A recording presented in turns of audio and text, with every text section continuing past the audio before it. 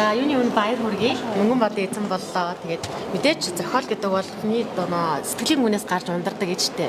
Үгээр тийч уралж яадаг те. Тэгээ яагаад энэ зохиол таны сэтгэлд бас буух болоод өнөөдөр ингээ бас бүтээл болчихвоо. Баярлалаа. Хувьсэл продакшны 8 дахь уран бүтээл Хувь заяа уран сайхны киноны зохиол байлаа. Тэгээд анх бид нар ээж хүн их хүний тухай нэг сайхан бүтээл хийя гэсэн ийм сэтэл санаа гарч агаад тэгээд энэ бүтээл маань бичигдэж анх эхэлсэн. Тэгээ би бол яг кино зохиолын хувьд бол айгүй шинхэн залуу уран бүтээлч. Тэгээд ийм залуу шинэ байгаа дээрээ ийм хүндтэй шагнал авч байгаадаа бас сүрдэж гин, сандарч гин. Тэгээд маш их баярлж гин. Таны бүтээл төрөх мэдрэмж чи юу байсан бэ? Та түрүүлээ зохиол яг бичиж явах миний догдлол яг одоо гарч ирж байна.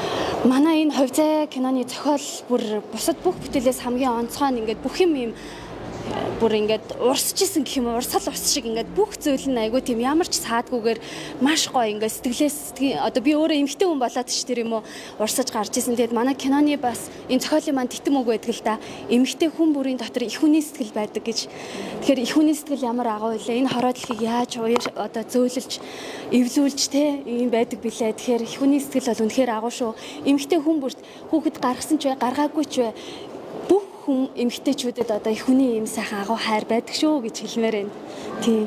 За. Би зүйл асууж байна. Магадгүй энэ шагнал таны цаашдаа уран бүтээл маш том хөх нэм баха. Тэгэлгүй яг уу кино маань олон улсын наадамд бас одоо гараагаа эхэлж байгаа.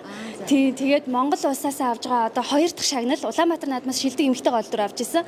Тэгээ одоо ингээд шагналын гараа эхэлж гин гэж миний хувьд бодож байна.